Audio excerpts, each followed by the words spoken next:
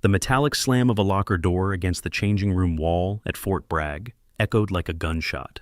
Mason Blake, Staff Sergeant of the 82nd Airborne Division, had the smaller woman cornered, his massive hands pressed against the wall on either side of her shoulders. His breath reeked of cigarettes and arrogance as he leaned in closer, trapping her completely. "Come on now, don't make this difficult," Mason's voice dripped with false charm, his 6'3" frame towering over the woman who barely reached 5'6". "Just a few drinks. What's the harm?" Hazel Winters stood perfectly still in her wrinkled PT uniform, meeting his gaze without flinching. Everything about her screamed ordinary: the slightly oversized army shirt, the standard-issue shorts, the regulation running shoes that had seen better days. Her brown hair was pulled back in a simple bun, no makeup, no distinguishing features. Just another supply clerk, another face in the crowd of Fort Bragg's support personnel. "I said no." Her voice was quiet but firm, cutting through the testosterone-filled atmosphere of the women's changing room. "No?" Connor Hayes, corporal in Mason's right hand, laughed from behind them. His hand rested casually on his hip, inches from where everyone knew he kept his folding knife. "You think you're in a position to say no? You're an E4 supply specialist. We're airborne, sweetheart. Do you understand the food chain here?" Ethan Cole, Master Sergeant, and the third member of their group moved to block the exit door. The sound of him sliding the bolt lock into place was deliberate, meant to be heard. 12 other women in various stages of changing frozen in place, some clutching towels to themselves, others halfway through pulling on uniforms. Not one of them moved to help. Mason's fingers found Hazel's chin, forcing her to look up at him. "Maybe you need to learn some respect for your superiors." "Fuck off." The room went silent. Even the fluorescent lights seemed to hold their breath. Mason's face flushed red, then purple. His hand moved from her chin to her throat in one swift motion, fingers beginning to tighten around her windpipe. "What did you just say to me?" His voice had dropped to a dangerous whisper, but in Hazel's eyes, there was no fear, no panic, just something cold, calculating, patient. Something that Mason, in all his years of military service, had never seen in a supply clerk's eyes before. Something that, in the next 20 minutes, would change everything at Fort Bragg forever. Hazel's hand moved to Mason's wrist with a precision that seemed almost lazy. Her thumb found a spot just below his palm, and Mason's eyes widened slightly. His grip didn't loosen, but something in his expression shifted. This wasn't the desperate grabbing of a frightened woman. This was technical. "Mason, hurry up!" Ryan Mitchell pushed through the door before Ethan could fully lock it. Another sergeant, broader than Mason but shorter, with the kind of thick neck that came from years of deadlifts and protein shakes. "We've got formation in 30. He took in the scene, Mason's hand on the woman's throat, Connor's predatory stance, Ethan blocking the door, and grinned. "Or are you playing with your food first?" The pressure on Hazel's throat increased. Any normal person would be gasping by now, clawing at the hand cutting off their air supply. But Hazel's breathing remained controlled, her chest rising and falling in measured intervals despite the constriction. Her free hand hung loose at her side, fingers relaxed. Iris Chen, a young private barely out of basic training, fumbled for her phone. Her hands shook as she tried to unlock it, but Connor noticed the movement. "Don't even think about it," he warned, not moving from his position, but his voice carrying enough threat to make Iris freeze. "This is just a friendly conversation between colleagues. Right, ladies?" None of the 12 women answered. They'd all heard the stories. They all knew what happened to those who reported the golden boys of the airborne. Transfers to remote bases, careers destroyed, reputations ruined. The Brotherhood protected its own. Hazel's stance shifted almost imperceptibly, her weight redistributed from both feet to a slight forward lean, her shoulders squaring in a way that would only be noticeable to someone who knew what to look for. The fluorescent light caught something on her neck, old scar tissue, faint but distinctive, running from below her left ear down toward her collarbone. "Someone should call security," Lily Anderson whispered from the corner where she'd been changing. She was a fellow E4, worked in medical supplies, had been at Bragg for 2 years without incident. The tremor in her voice betrayed her fear, but she spoke anyway. Blake Thompson, a private first class who had been doing push-ups in the corner, moved to stand beside Ethan at the door. "Nobody's calling anybody," he said, cracking his knuckles. "This is a private matter." Through the chokehold, Hazel spoke with perfect clarity. "Last chance." Mason actually laughed. The sound bounced off the concrete walls, harsh and mocking. "You threatening me, supply clerk?" You going to paper cut me to death? Maybe throw some requisition forms at me?" The door opened again, and Captain Ashley Brooks entered. She was off duty, had just finished her morning run, sweat still glistening on her forehead. She took in the scene, a staff sergeant with his hand around a specialist's throat, multiple soldiers creating a barrier, a room full of silent witnesses, and hesitated. This was the moment, the crossroads where authority was supposed to intervene, where rank was supposed to protect the vulnerable. Captain Brooks was a Ranger-qualified officer with 12 years of service. She'd served 2 tours in Afghanistan, earned a Bronze Star for Valor. She outranked everyone in the room. She looked at Mason, then at Hazel, then at the door. "I didn't see anything," she said quietly, and turned to leave. But Hazel's fingers had found something on Mason's wrist, a pressure point that most people didn't even know existed, located precisely between 2 tendons, requiring exact force at exactly the right angle. The kind of thing they didn't teach in basic training, the kind of thing they didn't even teach in Ranger School. Before we continue with what happens next, if you're enjoying this story about hidden warriors and military justice, please hit that subscribe button and notification bell. Every week, we share incredible true stories of veterans who prove that real strength isn't always visible. Your support helps us honor these brave men and women who served in silence. Now, let's see what happens when Mason discovers exactly who he's messing with. The pressure Hazel applied was minimal, barely noticeable to anyone watching. But Mason's hand began to tremble, not from fear, but from involuntary nerve response. His grip loosened just a fraction, and in that fraction of a second, everything changed. Hazel moved. It wasn't dramatic, it wasn't flashy, it was economical, efficient, and devastating. Her free hand came up, not in a fist, but with fingers extended, striking 3 specific points on Mason's arm in rapid succession. His hand released her throat entirely, the arm going temporarily numb from disrupted nerve signals. Before he could process what had happened, Hazel had pivoted, using his own weight against him, and Mason Blake, 220 pounds of muscle and aggression, found himself face first against the lockers, his arm twisted behind his back in a hold that spoke of years of practice. The room exploded in gasps. Connor's hand went to his knife, and he had it halfway out of its sheath when Hazel's voice cut through the chaos. "I wouldn't."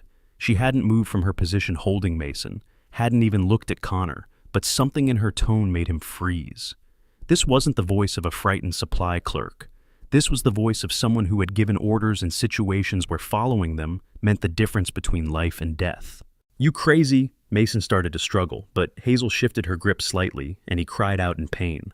"Staff Sergeant Blake," she said, her voice conversational, almost friendly. "You're currently in what's called a Kimura lock. If I apply 7 more pounds of pressure, your shoulder will dislocate. 12 pounds, and the damage becomes permanent. Would you like me to demonstrate?" The security system at Fort Bragg uses advanced biometric scanners similar to those in modern smartphones designed for military contractors. These devices can scan fingerprints through blood and dirt, identify personnel in complete darkness, and maintain encrypted databases of service records. Some units now use portable tactical tablets that sync with military satellites, providing instant background checks and service verification in under 3 seconds. Captain Brooks had one of these tablets in her gym bag, but she wasn't reaching for it. She was staring at Hazel with an expression of growing unease.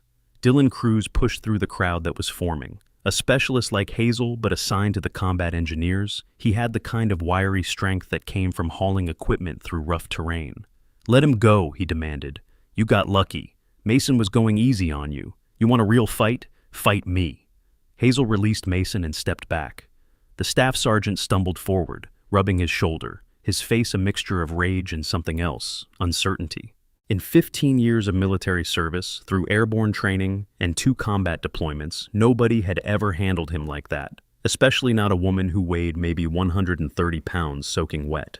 "Lucky," Hazel repeated, and for the first time there was something like amusement in her voice. "Sure, let's call it luck." Connor had his knife fully out now, a Benchmade Griptilian 4-inch blade, partially serrated. Military regulations prohibited carrying such weapons in the barracks, but nobody was going to report him. He flipped it open with practiced ease, the click of the lock engaging sharp in the tense air. "Put it away," Captain Brooks finally spoke, finding her voice. "That's an order, Corporal." She assaulted a superior NCO, Connor protested, but he was watching Hazel now, really watching her. The way she stood, weight balanced, hands relaxed but ready. The way her eyes tracked everyone in the room simultaneously without seeming to move. The way she hadn't flinched when he drew the knife. I defended myself against an unprovoked attack, Hazel said calmly. 12 witnesses. Would anyone like to dispute that? The room remained silent. Iris Chen still had her phone in her hand, and Hazel noticed. You should document those marks on my neck, she said, touching her throat where Mason's fingers had left red impressions. For the record. Nobody's documenting anything, Mason snarled, finding his courage again. He rolled his shoulder, testing the joint. You think you're something special? Some kind of tough girl? I've seen 100 like you. They all fold eventually. Have you? Hazel asked. There was genuine curiosity in her voice now. How many of them had been in a room with 30 Taliban fighters with nothing but a K-bar and still walked out? The room went quiet again. Different kind of quiet this time. The kind that happens when someone says something so outrageous it has to be either complete fantasy or... Bullcrap, Ryan said, but his voice lacked conviction. You're a supply clerk? Your record says... My record says what it needs to say, Hazel interrupted. She walked over to the bench where her gear bag sat, movements unhurried. Willow Park, another specialist who worked in intelligence, noticed something as Hazel reached for the bag. Scars on her hands. Not the kind you get from paper cuts or box cutters. Defensive wounds, knife wounds, old ones, healed over but still visible if you knew what to look for. All right, tough girl, Dylan stepped forward. You want to prove something? Range is open. Let's see what you got. Mason, Connor, Ryan. You in? Mason straightened his uniform, his ego overriding his caution. Yeah, let's do this. Let's see what the supply clerk can do with a real weapon. Commander Carter Mitchell walked in at that moment, 6'4", built like a linebacker despite being in his 40s, with silver eagles on his collar and a special forces tab on his shoulder. He surveyed the room, the clear signs of confrontation, the knife still in Connor's hand, the red marks on Hazel's throat. Problem here? His voice was neutral, but his eyes lingered on Hazel. Something about her stance, the way she held herself, triggered a memory he couldn't quite place. No problem, sir, Mason said quickly. Just heading to the range for some friendly competition. That so? Carter looked at Hazel. You comfortable with that, specialist? Winters, sir. And yes, I'm comfortable. Carter studied her for another moment. Winters. The name didn't ring any bells, but something about her did. The way she'd answered. Not eager, not reluctant, just matter of fact. Like someone who had nothing to prove because they'd already proved it all somewhere else. If this story is keeping you on edge, please give it a thumbs up. Your likes help us reach more people with these powerful military stories. Share this with someone who respects our veterans. Let's get back to Hazel's shocking revelation.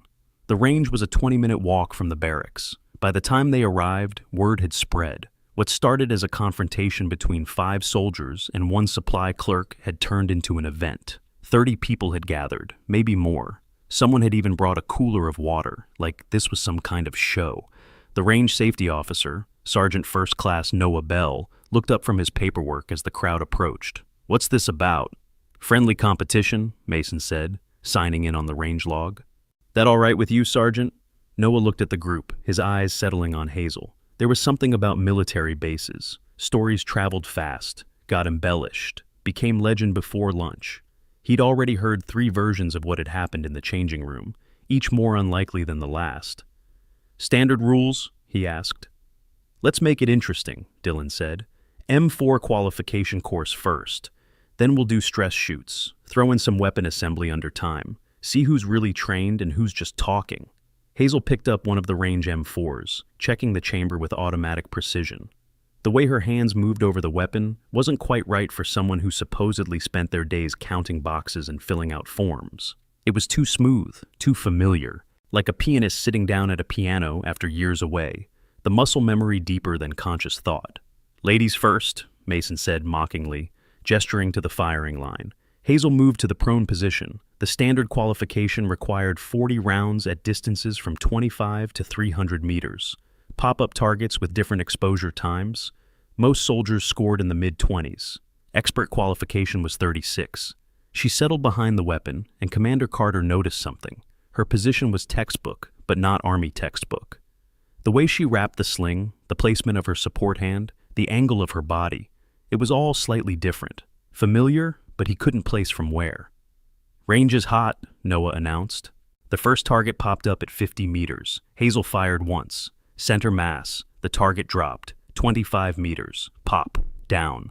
100 meters. Pop. Down. She wasn't shooting fast. She was shooting steady, rhythmic, like a metronome, every trigger squeeze identical to the last. No adjustment between shots, no hesitation on the longer range targets. Just the same smooth motion repeated 40 times. 200 meters. Pop. Down. 300 meters. The target most soldiers missed. Pop. Down. When the course ended, Noah checked the electronic scoring system. 40 out of 40. The crowd murmured. Perfect scores happened, but they were rare, especially for support personnel who might qualify once a year at most. "Lucky run," Connor said, but his voice was uncertain. "Let's see you do it under pressure." "What kind of pressure?" Hazel asked, standing and clearing her weapon with practiced efficiency. "Stress shoot," Dylan said. "Sprint 200 meters, do 20 burpees, then engage multiple targets in 30 seconds. See how good your aim is when your heart's racing." Hazel nodded. "Sure." She moved to the starting line, and that's when Jade Williams spoke up. Jade was a sergeant in logistics, had been at Bragg for 5 years. "I know you," she said suddenly. "Fort Campbell, right? Back in 2018. Everyone turned to look at her. Hazel's expression didn't change. "Never been to Campbell." "No, I'm sure," Jade insisted. "You were with the, what was it, 1st Brigade?" "Wrong person," Hazel said simply. But Commander Carter was pulling out his phone now. Something about this whole situation was bothering him. A supply specialist with perfect marksmanship, tactical fighting skills, and scars that looked like they came from combat zones. He opened the military personnel database, typed in Winters H. The sprint began. 200 meters in full combat boots. Hazel ran with an efficiency that spoke of countless miles under weight. Not the bouncing stride of a casual runner, but the ground-eating lope of someone who'd had to cover distance when it mattered.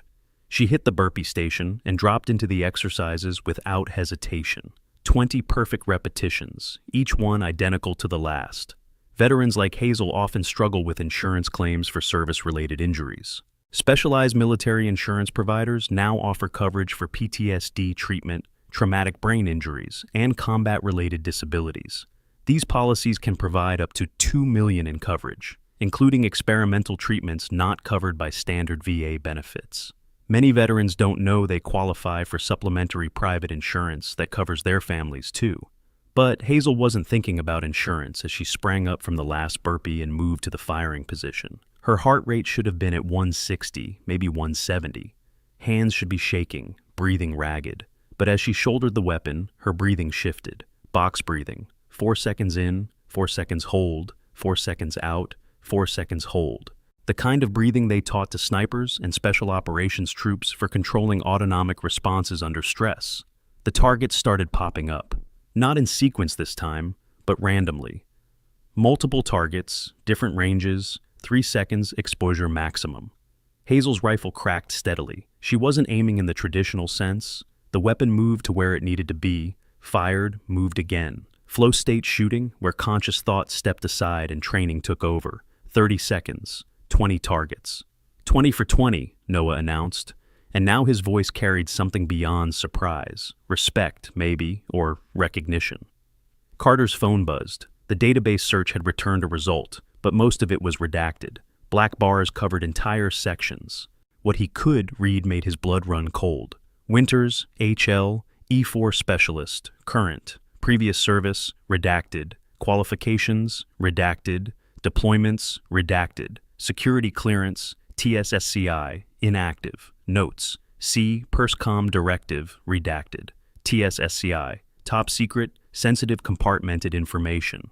The kind of clearance you didn't get counting boxes in a supply room. Can you believe what's happening? If you're as shocked as these soldiers are about to be, drop a comment below. Tell us about a time you witnessed someone being underestimated. Don't forget to subscribe for more jaw-dropping military stories. My turn, Mason stepped up to the line. He was angry now, genuinely angry. Being shown up by anyone was bad enough, but by a female supply clerk? His reputation would never recover. He'd be the laughingstock of the airborne. He ran the sprint hard, powered through the burpees with brute force, then got behind the rifle. His shooting was good, the kind that came from years of practice and multiple deployments. 17 out of 20, respectable by any measure, expert level even under stress. Connor went next. 15 out of 20, Ryan managed 16. Dylan, despite his confident talk, only hit 14. Beginner's luck, Blake Thompson said from the crowd. Let's see something that really takes skill. Field strip and reassemble, blindfolded, under time. A murmur went through the crowd. This wasn't part of standard training. This was special operations level stuff. The kind of thing they did in Delta Force selection or SEAL training. Fine, Hazel said. A table was set up. An M4 carbine was placed on it, fully assembled. Noah produced a blindfold, actually a standard-issue sleep mask from someone's ruck. The official Army standard for this exercise, when it was done at all, was 2 minutes for disassembly and reassembly. Hazel sat down, let Noah secure the blindfold, and placed her hands on the weapon. Time starts now. Her hands moved like water. The rear takedown pin popped out. The upper receiver separated from the lower. The charging handle and bolt carrier group slid free. The firing pin retaining pin, tiny, easy to drop even when you could see it, came out between her thumb and forefinger. The bolt cam pin rotated and lifted clear. The bolt itself twisted and separated from the carrier. 18 seconds to full disassembly. The crowd had gone completely silent. Even Mason watched with his mouth slightly open. This wasn't just proficiency. This was mastery, the kind that came from doing this exercise hundreds, maybe thousands of times. In the dark, in the mud, under fire, she began reassembly. Each piece found its place with unerring precision. The bolt slid into the carrier with a subtle click. The cam pin dropped in and turned to lock. The firing pin slid home. The entire bolt carrier group went back into the upper receiver in one smooth motion. The receivers mated together. The takedown pins clicked into place. Time, Noah called. 33 seconds total. Hazel removed the blindfold and performed a functions check on the weapon.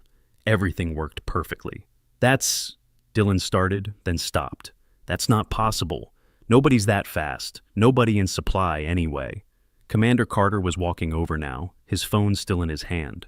Specialist Winters, a word. She stood, setting the rifle down with the same careful precision she'd shown throughout. Sir, that technique, he said quietly, so only she could hear. The way you separated the bolt, I've only seen that done one way. One place they teach it exactly like that. Hazel met his eyes steadily, said nothing. Coronado, Carter continued. That's Bud's technique, SEAL training. But you're too... He stopped, looked at his phone again, then back at her. No, that's not possible. What's not possible? Mason had moved closer, trying to hear. Carter ignored him. He was doing math in his head. If Hazel had 17 years as a SEAL, starting in 2007, but women weren't allowed in SEALs until, except there had been rumors, black programs, operations so classified that even their existence was denied. Sir, Hazel said quietly, perhaps we could discuss this somewhere private? No, Mason interrupted. No private discussions. She's been showing off, embarrassing us. If she's something special, we all have a right to know. A crowd was forming tighter around them now. 40 people, maybe 50. The morning PT groups had finished and come to watch. Word traveled fast on military bases, and this was the kind of story that would be told for years. Specialist Winters, Carter said formally, I need to verify something. Your service record shows gaps. Big ones. 2007 to 2024. That's 17 years unaccounted for. Supply training takes a long time, sir, Hazel said with a completely straight face. Someone in the crowd actually laughed.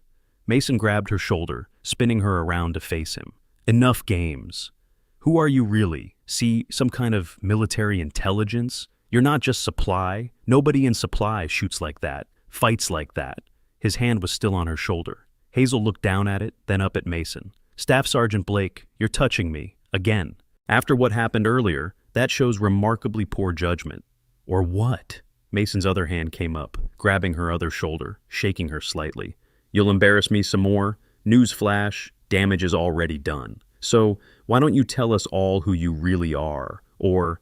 His hands had bunched her PT shirt, pulling it tight across her shoulders. The fabric was old, worn from too many washes, and the seam along the left shoulder was already stressed.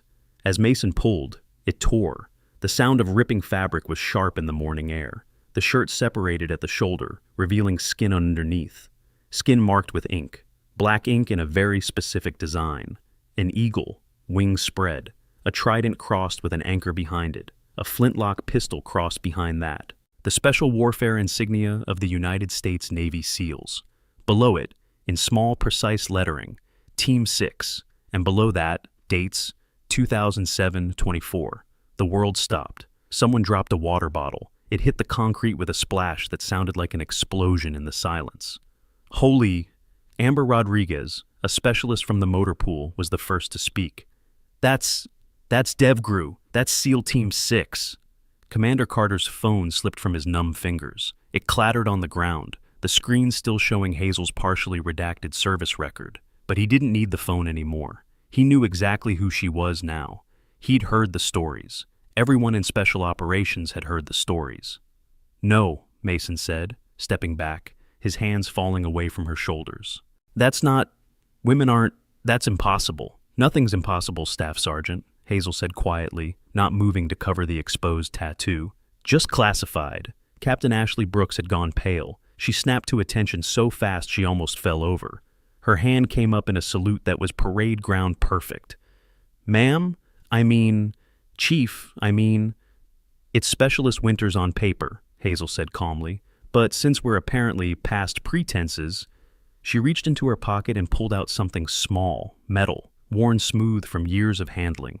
She flipped it to Carter, who caught it reflexively. A challenge coin.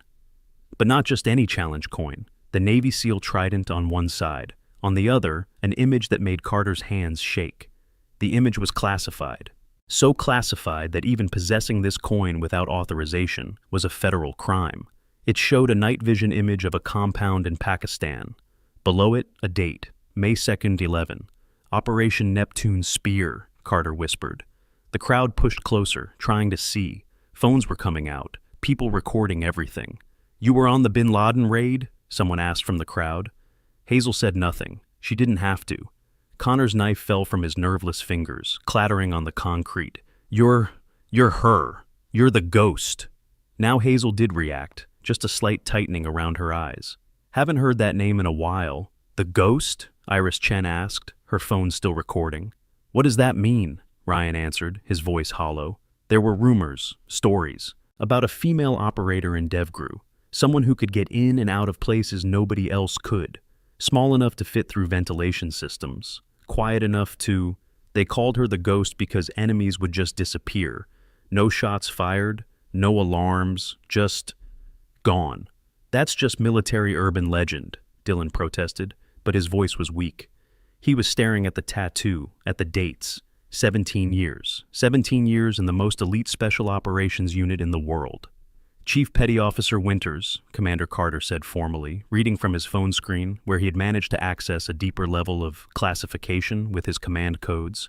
3 bronze stars, 2 purple hearts, Navy Cross, Presidential Unit Citation, and...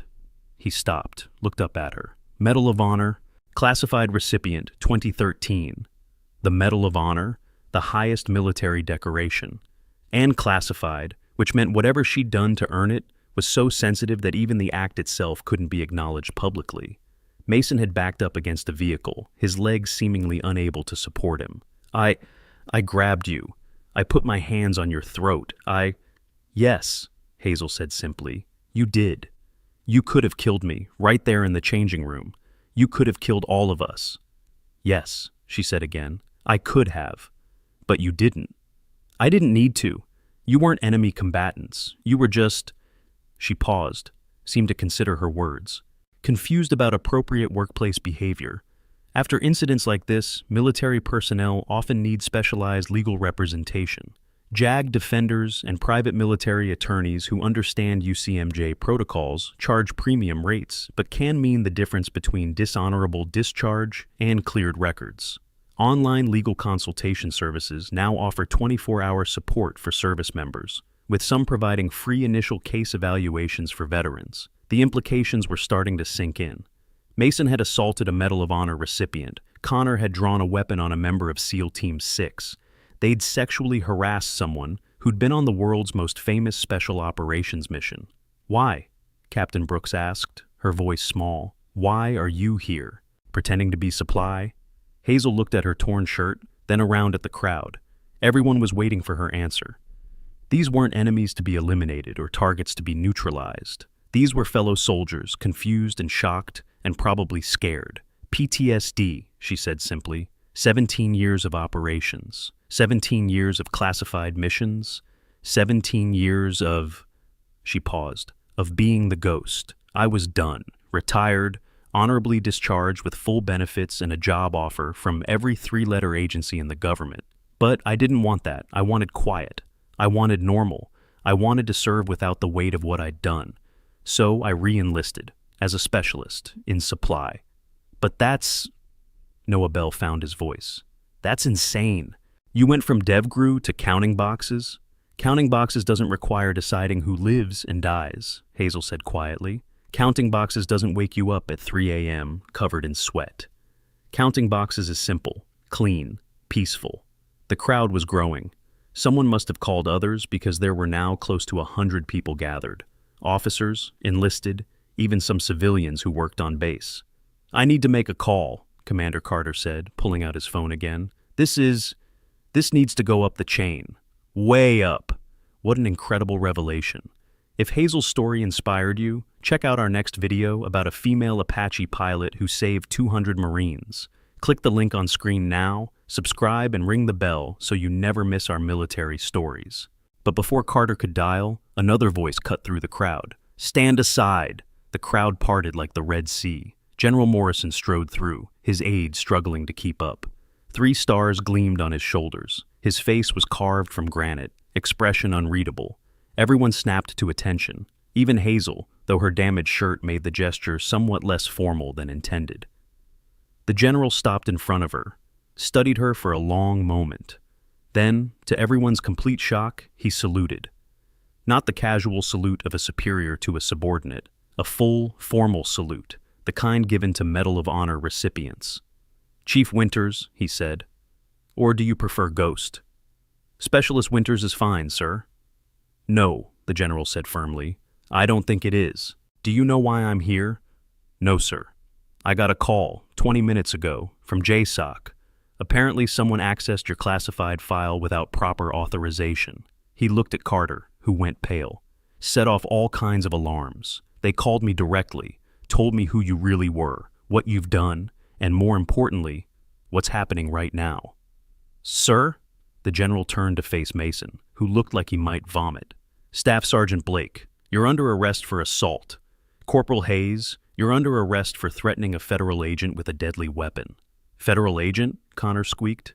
"Chief Winters maintains a TS-SCI clearance and a dormant commission with Naval Special Warfare. Technically, she never fully retired. She's been in deep cover, evaluating base security and personnel behavior as part of a classified program to identify and eliminate sexual harassment in the military."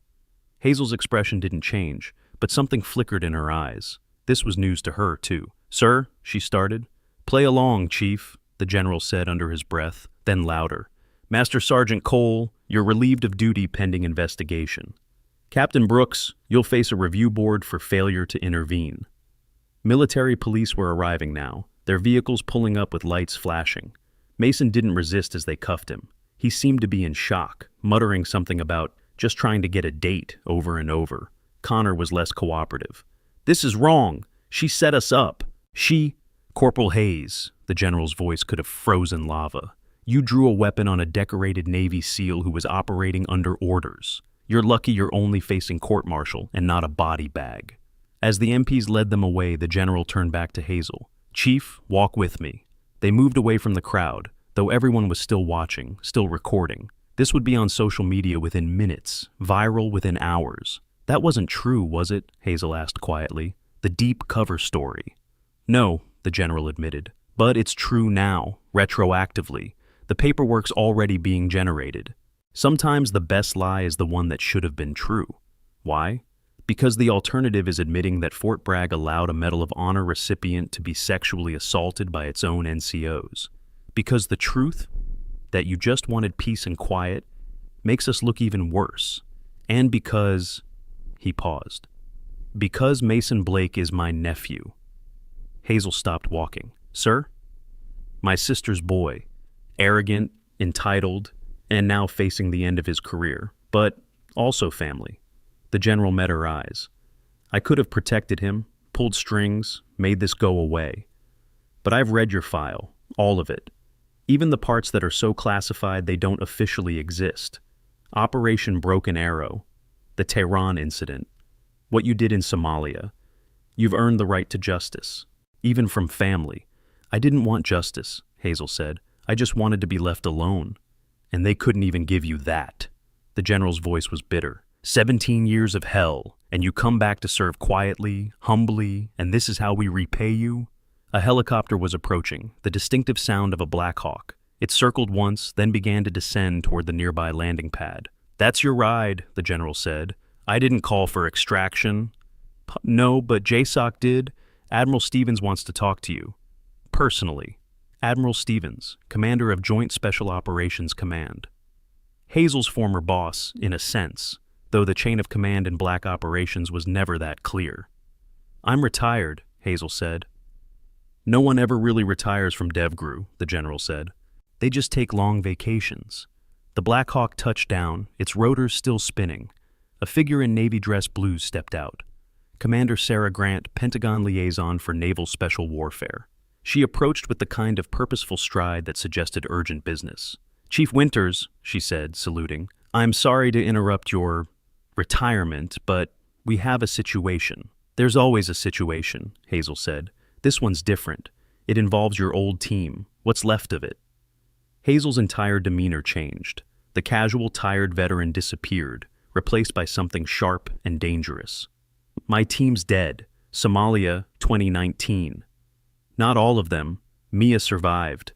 The name hit Hazel like a physical blow. She actually took a step back. Mia's dead. I saw the building collapse. She survived, captured. We've had her listed as MIA for 5 years, but we just got intel. She's alive, in Syria, and the window to get her out closes in 72 hours. The crowd was still watching from a distance. Some had binoculars, others were zooming in with phone cameras. They couldn't hear the conversation, but they could see Hazel's body language change. Who's running the op? Hazel asked. No one. It's been deemed too high risk. The area is controlled by 3 different hostile forces. It would take a full SEAL platoon to get in, and we'd lose half of them getting out. So you're writing her off? Command is, I'm not. Grant looked at Hazel steadily. That's why I'm here, unofficially. Off the books. We need someone who could get in and out without starting World War III. Someone who knows Mia, knows how she thinks, where she'd hide. Someone who's a ghost. Hazel looked back at the crowd, at the range where she'd just proved she still had the skills, at the torn shirt that revealed who she really was. Her quiet retirement, her peaceful supply room job, her attempt at normalcy, it was all over anyway. I'm retired, she said again, but there was no conviction in it. Mia talked about you, Grant said, in her last transmission before she went dark. She said if anything happened, you'd come for her, that the ghost never leaves anyone behind. That was a different person. Was it? Hazel was quiet for a long moment. In the distance, she could see Mason being loaded into an MP vehicle. Connor was already gone. Captain Brooks was talking to an investigator, probably trying to explain why she'd walked away. The entire base would know what happened within hours. Her cover, such as it was blown. 72 hours? She asked. Less now, maybe 60. And if I say no, then Mia dies in Syria. And you live with it. Hazel looked at the helicopter. Its engines were still running, ready for immediate departure. She thought about the supply room, about counting boxes and filling out forms, about the peace she'd found in routine and anonymity, about the nightmares that had finally started to fade. Then she thought about Mia. Red hair, bright laugh, terrible jokes. The only other woman who'd made it through the selection process for the unit that didn't officially exist. The one who'd covered Hazel's 6 in Tehran, who'd shared MREs in the Hindu Kush, who had held pressure on Hazel's wounds after the ambush in Mogadishu. I'll need my gear, Hazel said. Grant smiled, but it didn't reach her eyes. It's already on the bird. along with the mission brief and current intel. You knew I'd say yes. I knew who you were, who you really are, not the supply specialist, not even the SEAL, the woman who'd die before leaving someone behind. They started walking toward the helicopter. The crowd parted again, this time with something approaching awe. Someone started clapping, then another, then dozens of people were applauding as Hazel walked past. She stopped at the helicopter's door, turned back to address the crowd. Her voice carried over the rotor noise. Real warriors don't advertise their strength. They don't brag about their kills or show off their scars. Real warriors protect those who can't protect themselves, even when it costs them everything. Remember that. She looked indirectly at where Iris Chen was still recording. Make sure Mason and his friends remember it too. Then she climbed into the Black Hawk. The door slid shut. The aircraft lifted off, banking hard to the east. Within seconds, it was just a dot against the morning sky. The crowd stood in silence for a moment. Then, as if a spell had been broken, everyone started talking at once. The story would spread across Fort Bragg before lunch, across the entire army by dinner. Within a week, it would be legend. The supply clerk who was really a SEAL. The ghost who'd been hiding in plain sight. The woman who'd walked away from glory to count boxes, only to be called back when it mattered most. But for now, in this moment, 100 soldiers stood on a rifle range and watched a Black Hawk disappear into the distance, carrying someone they'd thought that they knew but never really understood. General Morrison stood apart from the crowd, his aide beside him. "Sir," the aide said quietly, "your nephew will face the full consequences of his actions," the general said firmly. "Chief Winters earned that much and more. The media will have a field day with this. Let them. Maybe it's time they did. Maybe it's time we stopped protecting the wrong people and started protecting the ones who deserve it." He turned to Commander Carter, who was still holding the challenge coin Hazel had given him. "Commander, I want a full investigation into harassment incidents on this base, every single one, and I want real consequences, not slaps on the wrist." "Yes, sir." "And Commander, that coin, make sure it gets back to her." "Sir, this coin, it's from Operation Neptune Spear. It's historically significant. It should probably be in a museum. It should be with the person who earned it. When Chief Winters gets back from wherever she's going, make sure she gets it." "If she gets back, sir." The general looked at the empty sky where the helicopter had vanished. "She'll be back. Ghosts are hard to kill. And she's got unfinished business here." As the crowd began to disperse, Lily Anderson approached Captain Brooks. "Ma'am, what happens now?" Brooks looked at her, then at the other female soldiers who had been in the changing room. Now things change. Now we make sure nothing like this ever happens again. Chief Winters gave us a gift. She showed us what courage really looks like. Not the courage to fight enemies in far-off places, but the courage to stand up to the enemies within our own ranks. But she's gone. Her body's gone. But her message, that's going to echo through this base for years. Every time someone thinks they can abuse their power, they'll remember what happened here today. They'll remember the ghost. In the distance, the sound of the Black Hawk had completely faded. But somewhere, flying at classified speeds toward a classified location, Hazel Winters sat in the cargo bay, already reading the mission brief. The supply specialist was gone. The ghost was returning. And in Syria, in a basement that didn't officially exist, Mia looked at the ceiling and whispered to no one, "I knew you'd come." The Black Hawk's interior vibrated with familiar violence as it carved through Turkish airspace toward the Syrian border. Commander Sarah Grant sat across from Hazel, her tablet displaying real-time satellite imagery that painted a picture of tactical impossibility. The compound where Mia was being held looked like a fortress designed by someone who understood American military doctrine and had built specifically to counter it. "The situation has deteriorated since our last update," Grant said, having to raise her voice over the rotor noise that seemed to drill directly into the skull. "Your former teammate has been in captivity for 1,823 days. We've confirmed through signal intelligence that she's still alive as of 6 hours ago." Hazel studied the thermal imaging on the screen, her trained eye cataloging every detail. The compound was a triangle of interlocking fields of fire, with 3 separate buildings controlled by 3 different hostile forces. The Russians held the North Building, former Spetsnaz and Wagner Group mercenaries who fought for money and the thrill of violence. The Syrian government forces controlled the East, Assad's butchers who'd spent a decade perfecting the art of making people disappear. And the West belonged to something worse. Volkov's personal army of killers drawn from the world's darkest corners. How did you confirm it's really Mia? NSA intercepted communications between Volkov and potential buyers 72 hours ago. He's auctioning her to the highest bidder. Starting price is $10 million. He provided proof of life. Grant pulled up another video, this one clearer than the first. He had her say something only she would know. The video played. Mia, gaunt and hollow-eyed, but unmistakably alive, spoke directly to the camera. The ghost knows what happened at Checkpoint 7 in Kandahar. She knows why we never talk about the purple smoke. She knows the promise we made under the blood moon in Mosul. Her voice was hoarse, damaged from screaming, or prolonged silence, or both. Come get me, ghost. I'm so tired. Hazel's jaw tightened. Checkpoint 7. They had saved 32 children from a suicide bomber by taking him down before he reached a school. Purple smoke. The marker they'd used to call in danger close air support when their position was overrun, against direct orders. The blood moon in Mosul, the night they had promised each other that no matter what happened, no matter how bad things got, they'd never leave each other behind. She's authenticating herself, Hazel said. Those are references only she and I would understand. It's really her. The helicopter banked sharply, and through the window, Hazel could see they were approaching a forward operating base that didn't officially exist, a black site on the Turkish-Syrian border where America staged operations that never happened.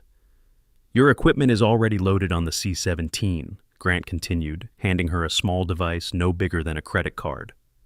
Quantum encrypted satellite communicator. Direct line to me, no intermediaries, no record of the call in any system. If this goes sideways, you never heard of me. I know the drill, Commander. No, you don't understand. This is different. Your confrontation at Fort Bragg has gone viral. 40 million views and climbing. News outlets are trying to identify you.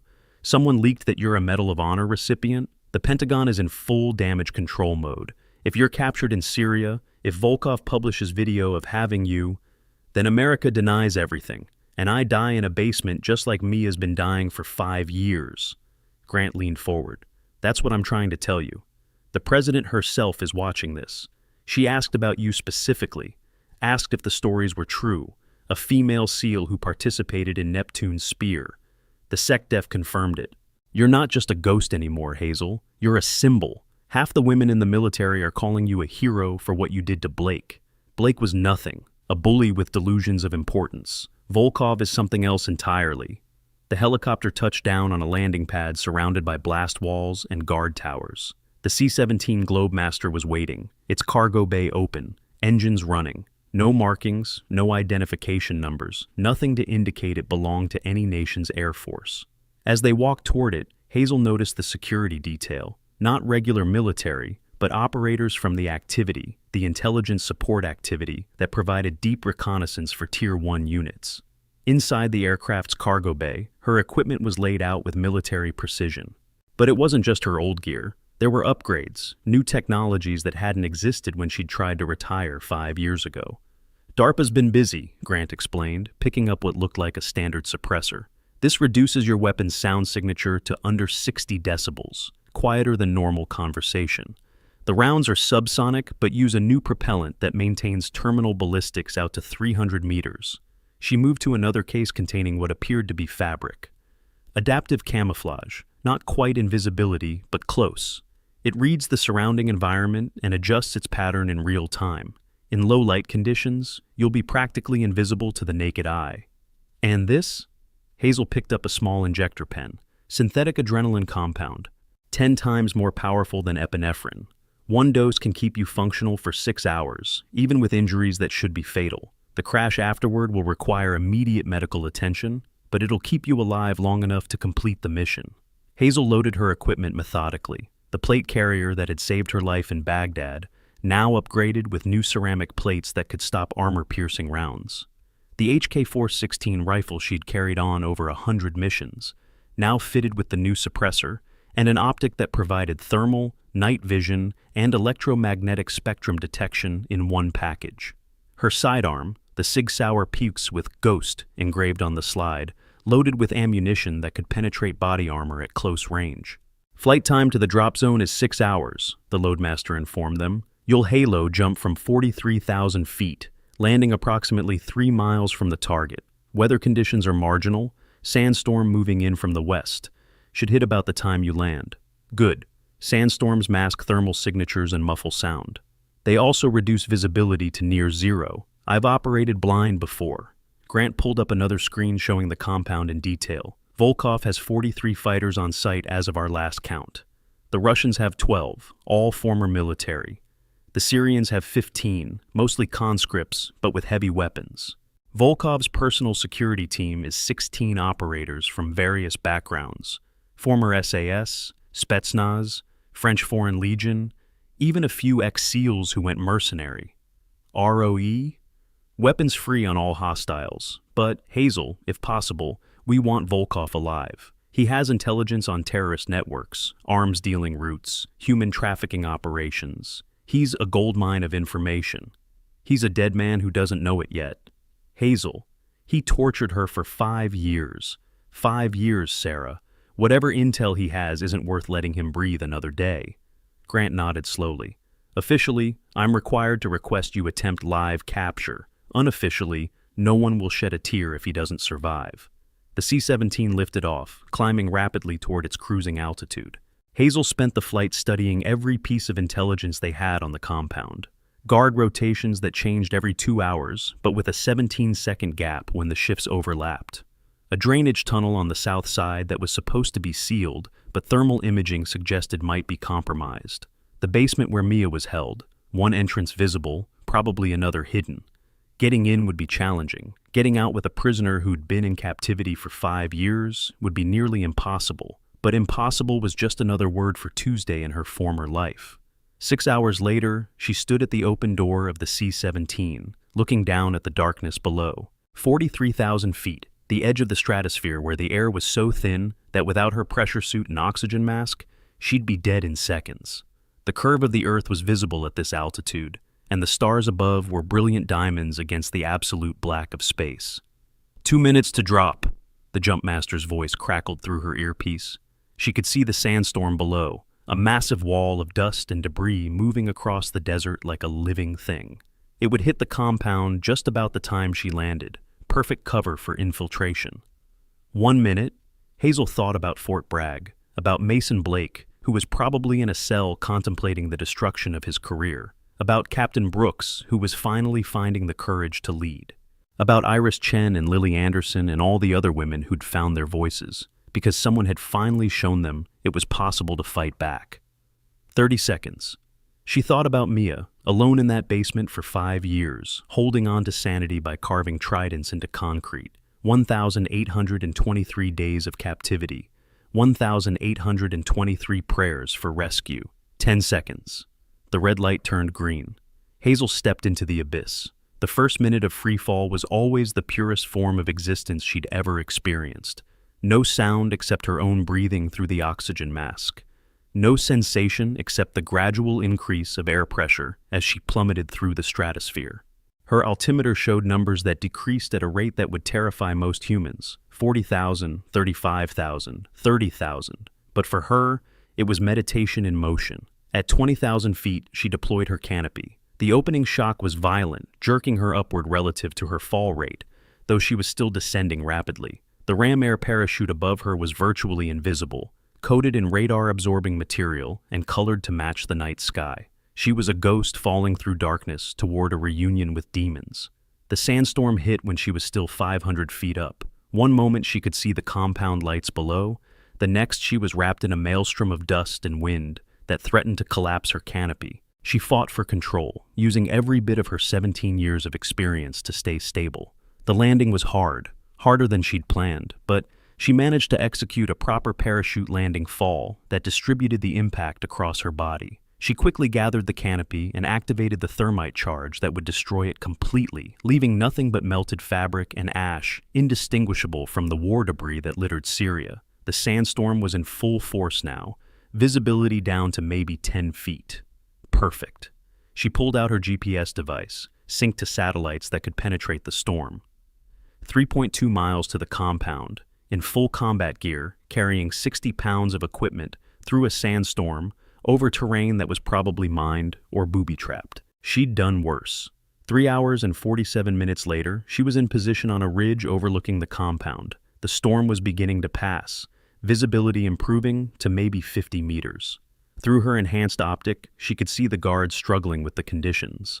The Russians on the north wall had given up any pretense of patrol, huddled in their guard towers. The Syrians on the east were barely visible, probably sleeping. But Volkov's men on the west were still active, still alert. Before we continue with what happens next, if you're enjoying this story about hidden warriors and military justice, please hit that subscribe button and notification bell. Every week, we share incredible true stories of veterans who proved that real strength isn't always visible. Your support helps us honor these brave men and women who served in silence. Now, let's see what happens when the ghost infiltrates the compound. She spent 20 minutes observing, memorizing patterns even in the chaos of the storm. Then she moved down from the ridge, using the adaptive camouflage that made her nearly invisible against the swirling sand and darkness. The drainage tunnel she'd identified was exactly where the intelligence had placed it, a 3-foot diameter pipe that supposedly led nowhere, but thermal imaging had suggested otherwise. The grate covering it had been recently disturbed, fresh tool marks on the bolts, dust patterns that didn't match the surrounding area. Someone else had used this entrance recently. She removed the grate carefully, quietly, and slipped inside. The tunnel was a nightmare of confined space and stagnant water. She had to low crawl through 18 inches of sewage and runoff, her rifle pushed ahead of her, trying not to think about what she was crawling through. The smell was overwhelming even through her tactical face covering, but she'd been through worse in Afghanistan, crawling through Taliban tunnel complexes that were designed to trap and kill invaders. After 200 meters that felt like 200 miles, the tunnel opened into a mechanical room. Water pumps, electrical panels, the compound's infrastructure. And standing guard was a single Syrian soldier, half asleep on his feet, AK-47 hanging loose in his grip. Hazel rose from the tunnel like something from a nightmare, covered in filth and darkness. The suppressed SIG coughed once, the sound no louder than a whisper, and the guard dropped. She caught his body before it hit the ground, lowering it gently to avoid any noise. 1 down, 42 to go. She took his radio, listening to the chatter, mostly Arabic, some Russian, routine check-ins, complaints about the storm, someone asking about food. No alarm. She had maybe 10 minutes before they missed this guard's check-in. The mechanical room led to a corridor that split in 3 directions. According to the intelligence, left led to the Russian section, right to the Syrian barracks, and straight ahead to the central building where Mia was being held. But that was also where Volkov would have his best security. She chose straight ahead, moving with the fluid grace that had earned her the call sign Ghost. Every footstep carefully placed, every breath controlled, every sense alert for danger. The adaptive camouflage shifted and flowed, matching the dirty concrete walls, making her nearly invisible in the dim emergency lighting. The first of Volkov's men appeared around a corner, and Hazel froze. He was different from the Syrian guard, alert, professional, wearing modern tactical gear including night vision goggles. Former military, probably special operations. He moved with the same kind of calculated precision she did. She waited until he passed, then struck. Her knife found the gap between his helmet and vest, severing his spinal cord instantly. He dropped without a sound, and she dragged him into an alcove. His equipment was better than expected. Level 4 body armor, encrypted radio, even a suppressed weapon of his own. Volkov had spent money on his security. 2 down, 41 to go. She continued deeper into the compound, following signs of maximum security, reinforced doors, additional cameras, the subtle indicators that something important was being protected. The basement entrance was exactly where intelligence had placed it, but it was guarded by 2 more of Volkov's men. These 2 were alert, positioned to provide overlapping fields of fire, impossible to approach without being seen. But Hazel had faced impossible before. She pulled a small device from her vest, a miniature drone no bigger than a dragonfly. It launched silently, its tiny camera feeding directly to her heads-up display. The drone mapped the room beyond the guards, a stairway down, another door at the bottom, and beyond that, thermal imaging showed a single heat signature, human-sized, stationary, Mia. But there was a problem. The guards were wearing radio monitors that would alert the entire compound if their heart rates stopped. Kill them, and everyone would know. She needed a different approach. She pulled out another device, a small gas grenade containing a cocktail of chemicals that would knock someone unconscious in seconds, but leave them alive. The problem was delivery. The guards were too far apart to get both with one grenade. Then she heard footsteps behind her, someone coming down the corridor she'd just traveled. In seconds, she'd be caught between the approaching threat and the guards ahead. Veterans like Hazel often struggle with insurance claims for service-related injuries. Specialized military insurance providers now offer coverage for PTSD treatment, traumatic brain injuries, and combat-related disabilities. These policies can provide up to $2 million in coverage, including experimental treatments not covered by standard VA benefits. Many veterans don't know they qualify for supplementary private insurance that covers their families too. She made a decision. The gas grenade went toward the guards, the expanding cloud invisible in the infrared spectrum. They had just enough time to look confused before dropping, unconscious, not dead. Their heart monitors would show they were alive, just sleeping. The footsteps behind her quickened. Someone had heard the bodies fall. She spun, rifle coming up, and found herself face to face with a ghost from her past.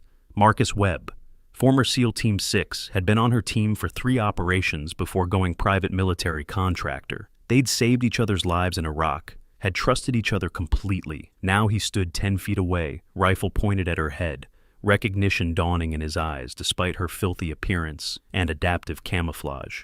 Ghost? His voice was barely a whisper. Hazel, you're supposed to be dead. So is Mia. Things change. Volkov said you'd come. He's been waiting. This whole thing is a trap. I know. Then why? Because she's my teammate. Because I promised. Because that's what we do. Marcus was silent for a moment, his rifle never wavering. She could see the calculation in his eyes. Loyalty to his current employer versus loyalty to someone he'd once called sister. He's got the whole basement rigged with explosives, Marcus said finally, lowering his weapon slightly. The moment you enter, he'll detonate. Take you, Mia, and half the compound. Where is he? Command center, north building, watching everything on cameras. The Russians won't let him blow their building. The Russians don't know. He's got it all on a separate system. Hazel processed this information rapidly. How many more of our guys are here? 3. Johnson, Ramirez, and Chen. All former SEALs, all men she'd served with. We didn't know Mia was here until last week. Volkov kept her in a different location, only moved her here for the auction. And you're okay with this? Selling an American operator to terrorists? We're not okay with it, but Volkov pays better than anyone else, and we've got families to feed. He paused. But this changes things. If you're here for her, I'm here to take her home. Then you need to move fast. Volkov's got buyers arriving in 6 hours. Russians, Chinese, Iranians. Once they get here, security triples. Help me. Marcus was quiet for a long moment. Then he pulled out his radio. Command, this is Webb. Sector 7 clear.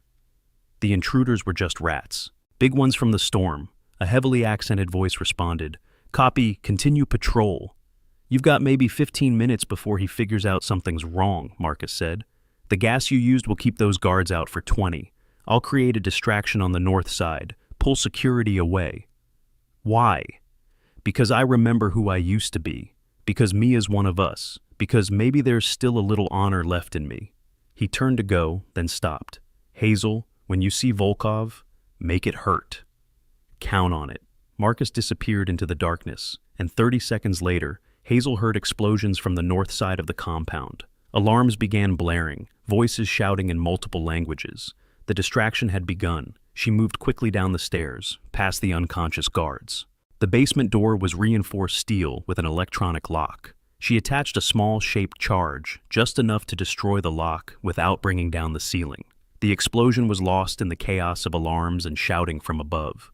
The door swung open, revealing a concrete corridor lined with cells, all empty except the last one. And there, sitting against the far wall, was Mia Sullivan. 5 years had carved away everything non-essential. She was skeletal thin, her once vibrant red hair now gray-streaked and matted. But her eyes, those green eyes that had laughed at death so many times, they were still bright, still fierce. Ghost? Her voice was barely human, damaged by years of screaming or silence. You're real? You're here? I'm here, Red. Hazel was already working on the cell lock. It was old, mechanical rather than electronic. Harder to hack, but easier to break. We're leaving. Can't walk. Haven't walked in weeks. He broke my legs 2 months ago when I tried to escape. Hazel's jaw tightened. She entered the cell, kneeling beside her friend. Mia's legs were clearly damaged, healing wrong without proper medical attention. Moving her would be agony, but staying meant death. I'm going to carry you. Ghost, just go. You can't carry me and fight. Save yourself. I didn't Halo jump into Syria to leave you behind. She pulled out the synthetic adrenaline injector. This is going to hurt like hell, but it'll keep you conscious and mobile enough to hold on. She injected Mia, who gasped as the compound hit her system. Color flooded her face, her eyes widening as the drug supercharged her nervous system. Holy, I can feel everything. Every nerve, every... That's normal. Can you hold on to me? Yeah, I think so. Hazel helped her stand, then shifted her onto her back in a modified fireman's carry that kept her hands free. Mia weighed almost nothing, maybe 90 pounds. 5 years of captivity had turned a warrior into a skeleton. If this story is keeping you on edge, please give it a thumbs up. Your likes help us reach more people with these powerful military stories. Share this with someone who respects our veterans. Let's get back to Hazel's daring rescue. They moved back up the stairs, Hazel's rifle leading the way. The compound was in chaos. Marcus's distraction had worked perfectly. She could hear firefights on the north side, explosions, shouting. Most of the security had rushed to respond to the perceived threat, but not all of them. As they reached the main floor, Viktor Volkov stepped out of the shadows. He looked older than the intelligence photos. 5 years had added gray to his hair and lines to his face, but his eyes were the same, cold, intelligent, amused. He held an AK-12, the modern version of the classic rifle, fitted with every possible accessory. "The famous Ghost," he said in accented English. "I've been waiting 5 years for this moment. Sorry to keep you waiting. You killed me once, or thought you did. The knife wound you gave me in Somalia required 17 surgeries to repair. I spent 6 months learning to walk again. The pain was educational. Not educational enough, apparently, since you were standing in front of me again. This time is different. This time, I have something you care about." He gestured to Mia on Hazel's back. "Your weakness, your humanity. It will get you killed. My humanity is what separates me from you. Your humanity is what makes you predictable. I knew you'd come for her. I knew you couldn't resist. The great Ghost, so deadly when operating alone, so vulnerable when protecting others." He raised his rifle, and Hazel moved. Even carrying Mia, she was fast. The HK-416 came up, the suppressor coughed, and Volkov's rifle spun from his hands. Her second shot caught him in the shoulder, spinning him around. The third hit his thigh, dropping him to one knee. She could have killed him then, should have, but she thought about Marcus's words, "Make it hurt." She approached slowly, keeping her rifle trained on him. "You tortured her for 5 years. I extracted information, techniques, locations, names. She gave up everything eventually. Everyone does. Did she tell you about Madagascar?" Volkov's eyes narrowed. "What?" "Madagascar, 2014. We tracked an arms dealer there, spent 3 weeks in a jungle that tried to kill us every day. Mia got dengue fever, was hallucinating from the heat, but she still managed to save my life when a snake dropped from a tree onto my shoulders. She shot it off me from 50 yards with iron sights while running 104-degree fever. Your point? My point is that she's tougher than you'll ever be. You had to break her body because you couldn't break her spirit. Those tridents she carved, those weren't prayers, they were promises. Everyone a promise that someone would come for her. And yet it took 5 years. Because we thought she was dead. The moment I knew she was alive, I came." She shot him again, in the other shoulder. He screamed, falling backward. "That's for every day you held her. 5 years? 1,823 days." She heard boots on stairs, multiple contacts coming from all directions. The chaos was ending, security forces converging on their location. "You can't escape," Volkov gasped through the pain. 40 men between you and freedom. You'll die here. Maybe, but you'll die first." She raised her pistol to his head, and he actually smiled. "Do it.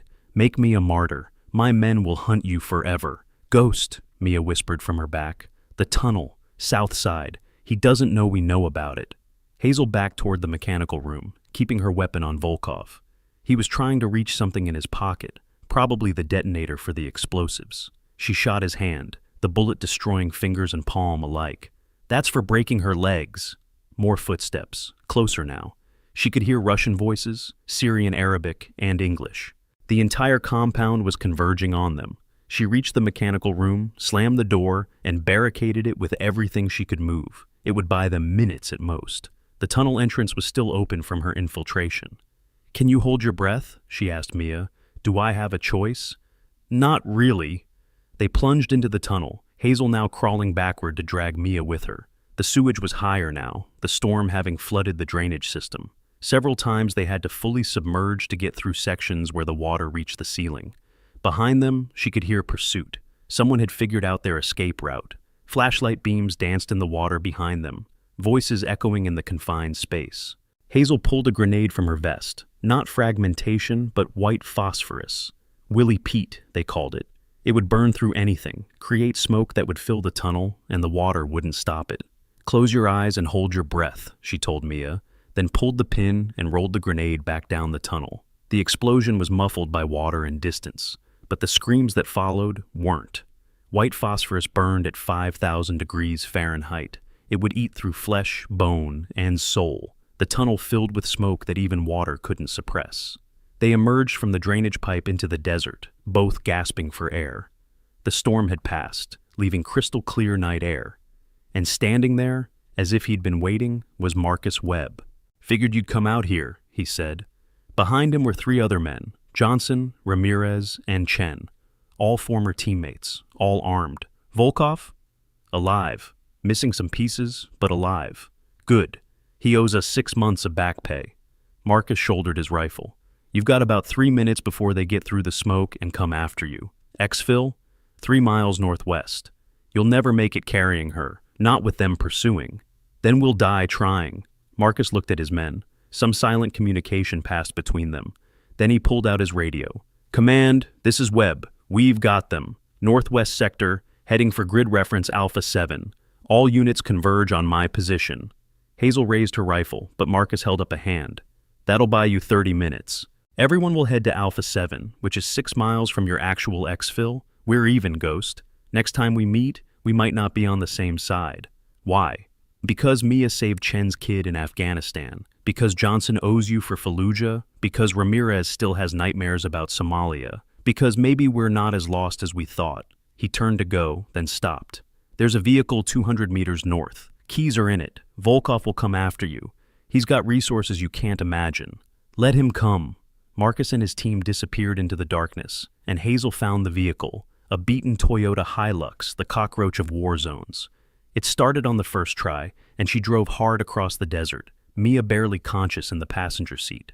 The exfil point was a flat stretch of nothing that would serve as a landing zone. She triggered the quantum communicator. "This is Ghost. Package secured. Request immediate extraction." "Ghost, this is Grant. Birds inbound. ETA 7 minutes. 7 minutes. She could see headlights in the distance, vehicles racing across the desert toward them. Volkov's men, or what was left of them. She pulled Mia from the truck, dragging her to a small depression that would provide minimal cover. Her rifle had 30 rounds left. Her pistol had 2 magazines, against at least a dozen pursuers, probably more. "Ghost," Mia's voice was fading as the synthetic adrenaline began to wear off. "Leave me. Save yourself." "We've had this conversation before. The answer's still no." The first vehicle crested a rise 400 meters away. Hazel's rifle cracked, the suppressor making it sound like a distant cough. The driver's window exploded, and the vehicle swerved, rolled, crashed. 3 men emerged, and she dropped 2 before they found cover. More vehicles, more fighters. They dismounted smart, using their vehicles as cover, advancing in bounds. Professional. These weren't Syrian conscripts or Russian mercenaries. These were Volkov's core team. Her rifle clicked empty. She transitioned to her pistol, knowing it was almost useless at this range. Where were the helicopters? Then she heard it, the distinctive whop-whop-whop of Blackhawks. 2 of them, coming in fast and low. Door gunners opened up with miniguns, the sound like tearing fabric amplified by 1,000. The advancing fighters scattered, some cut down. others diving for cover. The first Black Hawk landed in a cloud of dust, and medics rushed out, grabbing Mia, getting her on a stretcher. Hazel backed toward the aircraft, still firing at muzzle flashes in the darkness. A round caught her in the chest, stopped by the ceramic plate but knocking her backward. Another grazed her thigh, drawing blood. Hands grabbed her, pulled her into the helicopter. The door gunner continued to pour fire into the desert as they lifted off, climbing rapidly out of small arms range. "We're clear," the crew chief announced. "No casualties except the package and the primary." Hazel looked at where medics worked on Mia, running IVs, checking vitals, beginning the long process of undoing 5 years of damage. She was alive, broken, damaged, traumatized, but alive. "Ghost," Grant's voice came through her headset. "Outstanding work. Volkov's alive. He'll come after us. Let him try. He's about to have bigger problems. We're dropping his location to the Russians. Turns out he's been skimming from their operations. They're not happy." Hazel leaned back, exhaustion hitting her like a physical weight. The mission was complete, but she knew this was far from over. Volkov would survive the Russians. Men like him always did. And he'd come for her, for Mia, for revenge. But that was tomorrow's problem. Today, she'd kept a promise made under a blood moon in Mosul. She'd brought her teammate home. Can you believe what's happening? If you're as shocked as these soldiers are about to be, drop a comment below. Tell us about a time you witnessed someone being underestimated. Don't forget to subscribe for more jaw-dropping military stories. 6 hours later, at Landstuhl Medical Center in Germany, Hazel sat beside Mia's bed. Her friend was sedated, surgeons having spent 4 hours repairing the damage to her legs. The prognosis was good. She'd walk again, maybe even run. The psychological damage would take longer to heal. Hazel's phone buzzed. She'd turned it back on once they'd reached Germany, and it had been going non-stop. The video from Fort Bragg had reached 60 million views. News outlets had picked it up. Someone had leaked her name, though not her history. The headlines were variations of "Female Soldier Destroys Sexual Predator" and "Army's Cover-Up of Assault Exposed." One message stood out, from General Morrison. "Mason is dead. Suicide in his cell. Left a note confessing to multiple assaults. I failed him and his victims. I'm resigning my commission." Hazel felt nothing. Mason Blake had chosen his path and his end. The general would face his own reckoning. None of it seemed important compared to the woman in the bed beside her. Another message from Captain Brooks. "We've had 37 women come forward with assault allegations since your video went viral. Everyone says you gave them courage. Fort Bragg is implementing mandatory bystander intervention training. Real change is happening." She typed back, "Change happens when good people stop being bystanders. Keep pushing." Commander Grant entered the room, her expression unreadable. "The president wants to meet you." "I'm not leaving Mia." "The president is coming here. Air Force One lands in 2 hours." Hazel looked up sharply. "Here?" "She wants to meet the ghost. She wants to discuss your future. My future is making sure Mia recovers. Your future might be bigger than that. She's proposing a new unit, all-female special operations, drawing from SEALs, Delta, Rangers, Special Forces. She wants you to lead it." "I'm retired." "No one ever really retires from what we do. We just take breaks." "Your break is over." Before Hazel could respond, Mia's eyes opened. The sedation was wearing off, her enhanced metabolism burning through drugs faster than normal. "Ghost? I'm here. Did we make it?" "We made it. You're in Germany. You're safe." "Volkov?" "Alive, but hurting. The Russians are dealing with him. He'll come back. He always comes back." "Then we'll be ready." Mia's hand found hers, weak but warm. "The tridents. Did you see them?" "I saw them. 1,823. One for each day. I knew you'd come. Even when they told me you were dead, I knew." "I'll always come." "The president," Mia whispered, having heard the conversation. "The unit. You should do it. You need me here. I need you to be who you are, the ghost, the legend, the one who shows others what's possible." Her grip tightened slightly. "Besides, if you're forming a team, I want in. You can barely walk.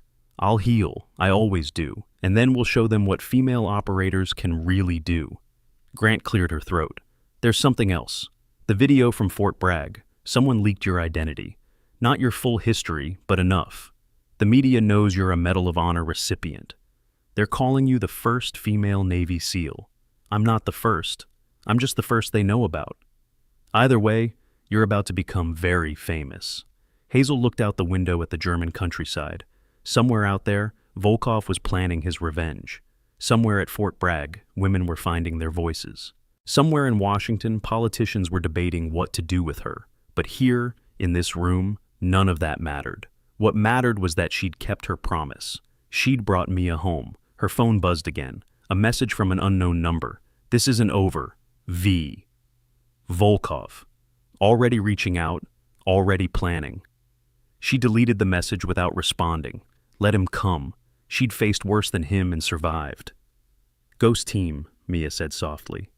I like it. Invisible until we strike. Untouchable once we do. First we get you healthy, then we build the team, then we change everything. Everything needs changing, Grant observed. The assault rate in the military, the good old boys network that protects predators, the assumption that women can't operate at the highest levels. Your video started something, but it needs to continue. It will, Hazel said. Every woman who speaks up, every predator who faces justice, every barrier that falls, it all continues. The ghost was just the beginning.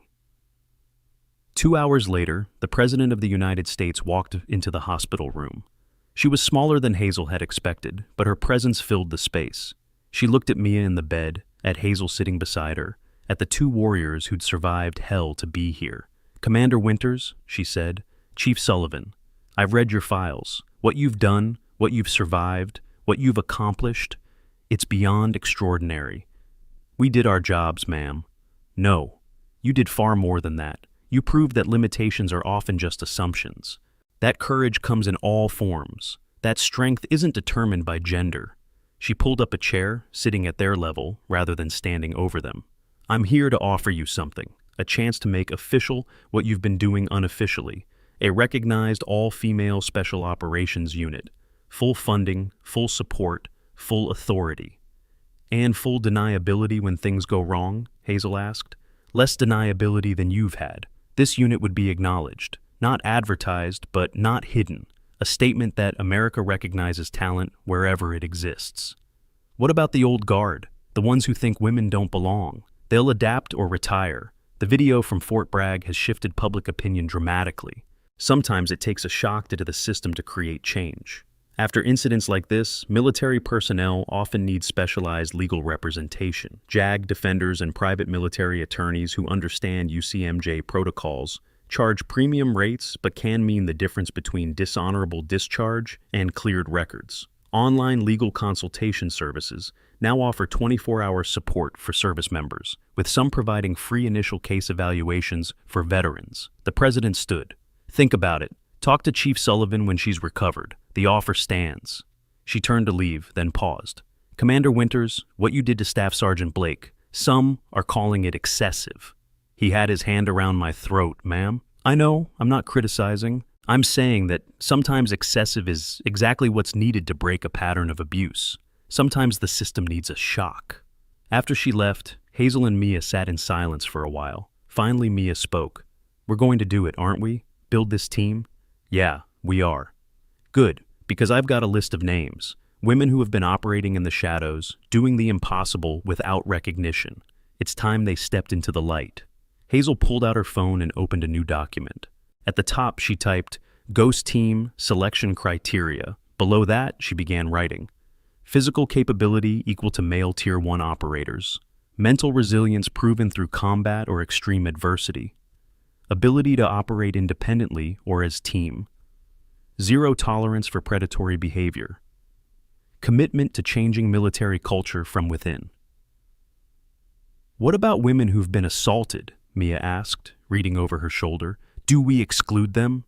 No, we specifically include them. They have already proven they're survivors. We'll teach them to be warriors. Volkov won't stop. He'll come after the whole team. Then the whole team will be ready. As night fell over Germany, Hazel stood at the window, watching lights come on across the base. Somewhere, female soldiers were training, fighting to prove themselves in a system designed to exclude them. Somewhere, predators were learning that their actions had consequences. Somewhere, change was happening one small victory at a time. The ghost was dead. She'd died the moment Mason Blake put his hands on her throat, and she'd chosen to reveal herself rather than remain hidden. But from those ashes, something new was rising, something more powerful than a single operator working in shadows. Ghost Team would be the answer to every woman who'd been told she wasn't strong enough, fast enough, tough enough. It would be the response to every predator who thought rank or connections made them untouchable. It would be proof that America's greatest warriors came in all forms. Mia had fallen asleep, the medications finally overwhelming her system.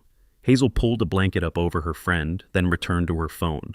Messages continued pouring in. Support, criticism, interview requests, death threats.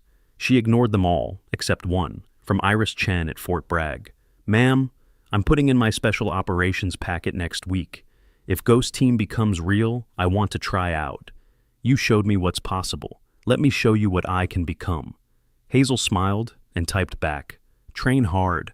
Selection will make Ranger School look like summer camp, but if you make it through, you'll join something that changes history."